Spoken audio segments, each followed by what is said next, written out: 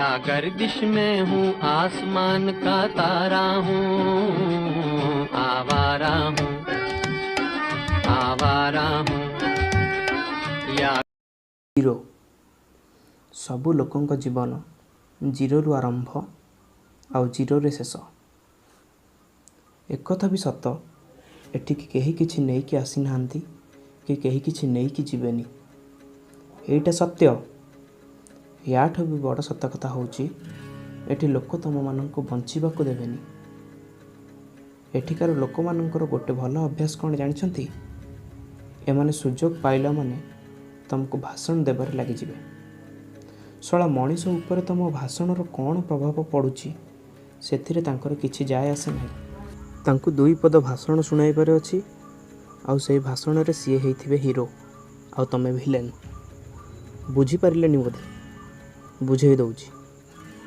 Lockdown time, ବର୍ତ୍ତମାନ ଖାଲି ସମୟ ହିଁ ସମୟ। ମୁଁ ଭଲ ଭାବରେ ବୁଝେଇ ଦେଉଛି। ଆରମ୍ଭ କରିବା ନିଜ ଘର ଲୋକଙ୍କଠୁ। ଦୁନିଆର ଯଦି ସବୁଠାରୁ ବଡ଼ ଶତ୍ରୁ ଥିବେ କେହି, ସିଏ ହେଉଛନ୍ତି ନିଜ ଘର ଲୋକ। ଶୁଣିବାକୁ ଅଡ଼ୁଆ ଲାଗୁଥିବ, it is a bitter truth. Wait, ମୁଁ ବୁଝେଇ ଦେଉଛି। ସ୍କୁଲରେ ତୁମ ସାଙ୍ଗ କାହିଁକି ତୁମଠାରୁ ଅଧିକ ନମ୍ବର ରଖିଲା?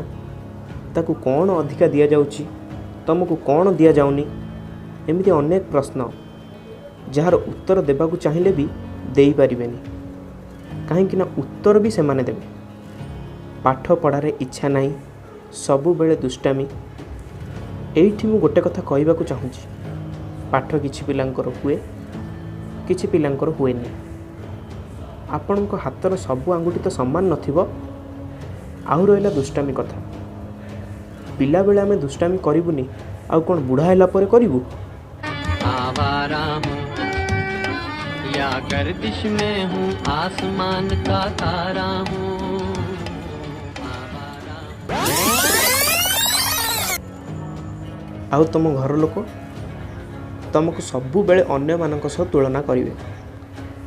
ତାଙ୍କ ଘର ଛୁଆ ଏତେ ମାର୍କ ରଖିଲା, ଆମ ଟୋକାକୁ ଦେଖ। ଖାଲି ପାଠପଢ଼ା କ୍ଷେତ୍ରରେ ନୁହେଁ, ଯଦି ତୁମ ସାଙ୍ଗ ଭଲ ଗୀତ ଗାଇଲା କି ନାଚିଲା, ସେଇଥିରେ ବି ତୁମେ ସମାଲୋଚନାର ଶିକାର ହେବ। ଆଚ୍ଛା, ମୁଁ ଏଇଠି ଗୋଟେ କଥା ସବୁ ବାପା ମାଆମାନଙ୍କୁ ପଚାରିବାକୁ ଚାହେଁ, ମୋ ସାଙ୍ଗ କ'ଣ କଲା, ସେଥିରେ ମୋର କ'ଣ ହେଲା? ମୋତେ ତୁମେ ପାଠ ଛଡ଼ା ଅନ୍ୟ କ'ଣ କରିବାର ସୁଯୋଗ ଦେଇଛ? ମୋର ବି ସ୍ୱପ୍ନ ଥିଲା, ମୁଁ ବି କିଛି ନୂଆ କରିବାର ଇଚ୍ଛା ରଖିଥିଲି। ହେଲେ ନା, ଏଇ ସମାଜରେ ଆମର ସ୍ୱପ୍ନ ଦେଖିବାର ଅଧିକାର ନଥାଏ। ବାପା ମା' ଆଗରୁ ଭାବି ନେଇଥାନ୍ତି ଆମ ପୁଅ ବଡ଼ ହେଲେ କ'ଣ ହେବ। ସମସ୍ତଙ୍କ ଘରେ ଗୋଟେ ଗୋଟେ IAS, IPS ନହେଲେ ବ୍ୟାଙ୍କ ଅଫିସରଟେ ଦରକାର। ଗୋଟେ ଥର ହେଲେ ତୁମ ପିଲାକୁ ପଚାର, ସିଏ କ'ଣ ହେବାକୁ ଚାହୁଁଛି? ସବୁ ବାପା ମା' କହିବେ ଆମ ପିଲା ବଡ଼ ହୋଇକି ଆମ ସ୍ୱପ୍ନ ପୂରଣ କରିବ। କାହିଁକି ତୁମ ସ୍ୱପ୍ନ କାହିଁକି ସାକାର କରିବ? ତୁମ ପିଲାର କ'ଣ ନିଜର ସ୍ୱପ୍ନ ଦେଖିବାର ଅଧିକାର ନାହିଁ? ହୁଏତ କୌଣସି କାରଣବଶତଃ ତୁମ ସ୍ୱପ୍ନ ପୁରା ହେଇପାରିନି, ତ ତୁମେ ନିଜ ସ୍ୱପ୍ନର ବୋଝ ନିଜ ପିଲା ଉପରେ ଲଦିବା ଅପେକ୍ଷା ନିଜ ପିଲାର ସ୍ୱପ୍ନରେ ନିଜ ସ୍ୱପ୍ନ ସାକାର କରିବା ଉଚିତ। आवारा हूँ, आवारा हूँ, या गर्दिश में हूँ, आसमान का तारा हूँ, आवारा हूँ, आवारा हूँ, या गर्दिश में हूँ, आसमान का तारा हूँ, आवारा हूँ।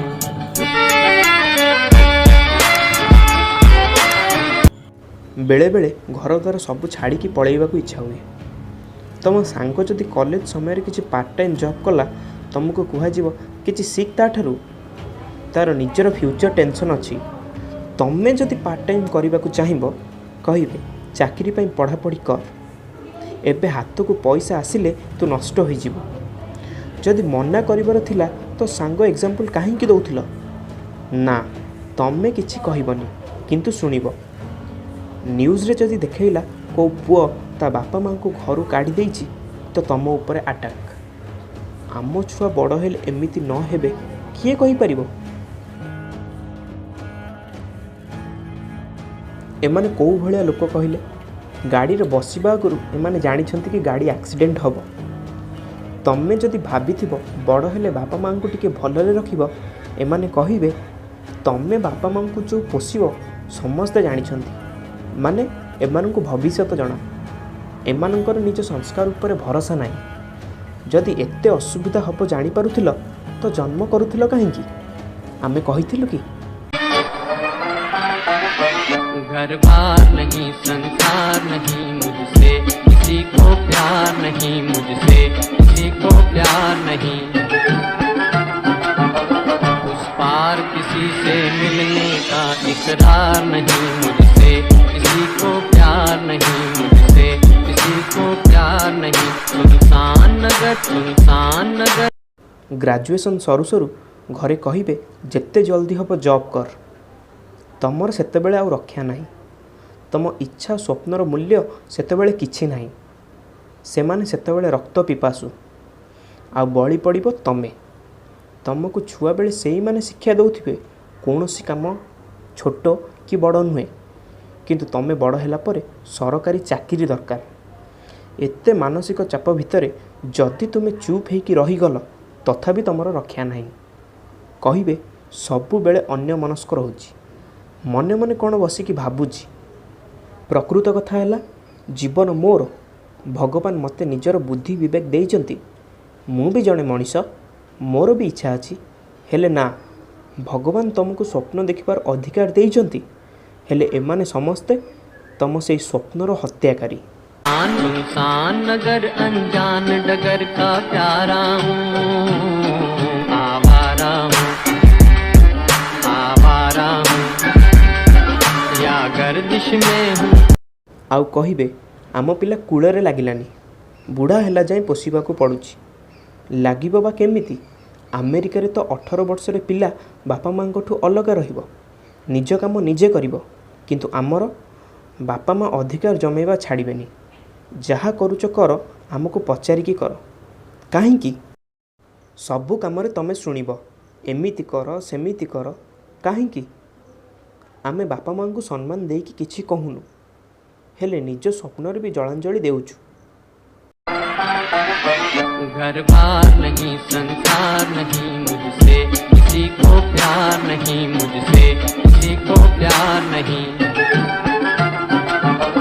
उस पार किसी से मिलने का इकरार नहीं मुझसे किसी को प्यार नहीं मुझसे किसी को प्यार नहीं मोर इच्छा थिला गोटे क्रिकेटर हेबा पाई दशमर बोर्ड परीक्षा कहीकि क्रिकेट खेल बंद कले तमे खेल छाड़देल बाहर को छाड़बेनी पिला खराब हो आ घरे जदि मोबाइल धरिल कहे आजिकालिका पिला आ कौन बाहर खेलुछंती खेलिबे से मोबाइल रे किंतु एई मोबाइल रो आरंभ जे तांको पाखरु हेइची से कथा सी भूली जिवे मो क्रिकेट खेल से दशमरे रहीगला मु एबे बैंक रे जॉब करिछि सबु बेले गोटे कथा आम बेले आमे सुजोग पाई नथिलु पाइथिले कौन बोली कौन करि देई थांतु अरे अब्दुल कलाम भी गरीब थिले पेपर पकाउथिले सीए भी एते बड़ मनीष हेले ना नहीं तमर जदि हबार थिला अब्दुल कलाम कि महात्मा गांधी हेलनी हेले ना आमको सुजोग मिलानी आपण भाबुथिबे मु बापा माँ को खराब कहूची हेले ना सेमाने आम पाई भगवान मो कहिबा कथा हैला तमे माने पिला को सुजोग दियो सी निजे करू एवरी चाइल्ड इज स्पेशल समस्तंकर निज निजर दक्षता अच्छी समस्तंको निज जीवन गाड़ी तांको चलैबाकू दियो तमे माने दया करी तांको रास्ता रे प्रतिबंधक साजना बहुत पिला बापा माँ को कष्ट देखिकी निज स्वप्नर जलांजलि दियंती बहुत पिला गोटे पिला जदि बाँ हाथ रे लेखि पारुची तो सी से अभ्यस्त तमे जदि ताको बाध्य करिवो तो डाहाण हाथ रे लेख तो सी लेखि पारिबनी ठीक सेमिति पिलाटी जहाँ करने को सक्षम ताको करने दियो देखिबो सी बहुत ना करिवो ताको निज कलार विकास करिवार सुजोग दियो पिलांकर सबुठारु सुरक्षित स्थान हेउची घर पिला एबे सेठी निजको असुरक्षित मने करूछंती निज इच्छा विषय रे घरे कहिबाको साहस नहीं आवारा हूँ या गर्दिश में हूँ आसमान का तारा हूँ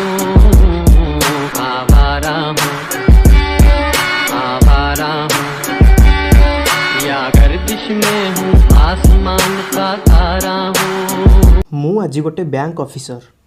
ଆମ ଘରେ ସମସ୍ତେ ଖୁସି। ସବୁ କହୁଛନ୍ତି ମୁଁ ସକ୍ସେସଫୁଲ୍। ହେଲେ ନା, ଆଇ ଏମ୍ ଅନସକ୍ସେସଫୁଲ୍। ମୁଁ ଆଇନାରେ ନିଜକୁ ସାମ୍ନା କରିପାରୁନି। ପଇସା କମାଉଛି ସତ, ହେଲେ ମୋତେ ଏ କାମରେ ଶାନ୍ତି ନାହିଁ। ସେମାନଙ୍କ ସ୍ୱପ୍ନ ପୂରା କରୁ କରୁ ମୋ ସ୍ୱପ୍ନ ଅଧାରେ ରହିଗଲା। ମୁଁ ଏବେ କରିବି କ'ଣ?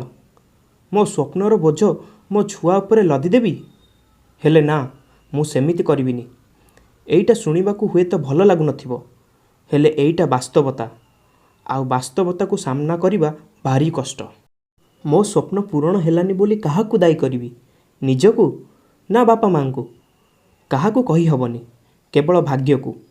ମୁଁ ଆଜି ସକ୍ସେସଫୁଲ୍ ସତ, ହେଲେ ମୋ ସ୍ୱପ୍ନ ଯେଉଁ ଜିରୋରେ ଥିଲା ସେଇ ଜିରୋରେ।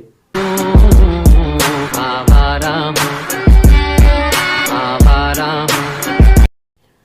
ମୁଁ 10 ଜଣଙ୍କ ଭିତରେ ଛିଡ଼ା ହେବାକୁ ଚାହୁଁନଥିଲି, 10 ଜଣଙ୍କ ଆଗରେ ଛିଡ଼ା ହେବାକୁ ଚାହୁଁଥିଲି। ଏବେ କେବଳ ଗୋଟେ ଉପାୟ ଅଛି, ବୁଢ଼ା ବୟସରେ ନିଜ ଅପୂର୍ଣ୍ଣ ସ୍ୱପ୍ନ ବିଷୟରେ ବସିକି ଭାବିବା।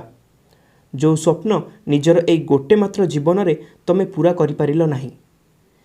ସେଇଥିପାଇଁ ଏ ସମାଜ ଦାୟୀ। ସବୁ ବାପା ମାଆମାନଙ୍କୁ ଅନୁରୋଧ, ଲୋକ କ'ଣ ଭାବିବେ ସେ କଥାରେ ଗୁରୁତ୍ୱ ଦିଅନ୍ତୁ ନାହିଁ। ଯଦି ଲୋକ କ'ଣ ଭାବିବେ ସେ କଥା ଆପଣ ଭାବିବେ, ତାହେଲେ ଲୋକ କ'ଣ ଭାବିବେ? ଆପଣମାନଙ୍କ ପିଲା ବଡ଼ ହେଲେ ଆପଣମାନଙ୍କୁ ପୋଷିବ, ଲୋକଙ୍କୁ ନୁହେଁ। ସେଥିପାଇଁ ତାକୁ ନିଜ ଇଚ୍ଛାରେ ଉଡ଼ିବାର ସୁଯୋଗ ଦିଅନ୍ତୁ। ଆରେ ଚାବୁକ ଭୟରେ ତ ସର୍କସର ସିଂହ ବି ଚୌକିରେ ବସିବା ଶିଖିଯାଏ। ତାକୁ ୱେଲ୍ ଟ୍ରେନ୍ କୁହାଯାଏ, ୱେଲ୍ ଏଜୁକେଟେଡ୍ ନୁହେଁ। କହିବାକୁ ତ ଅନେକ କଥା ଅଛି, କହିଲେ ସରିବନି। ଗୋଟେ କଥା କହିବି, ଯଦି ତମେ ତମର ଜୀବନରେ ନିଜ ସ୍ୱପ୍ନ ସାକାର କରିବାରେ ବିଫଳ ହେଉଛ, ତ ତମ ନିଜ ଆଗରେ ତମର ଭ୍ୟାଲୁ ଜିରୋ, ଏ ବିଗ୍ ଜିରୋ।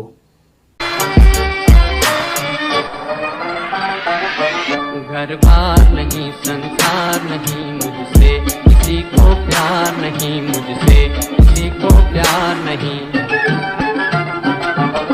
उस पार किसी से मिलने का इकरार नहीं, मुझसे किसी को प्यार नहीं।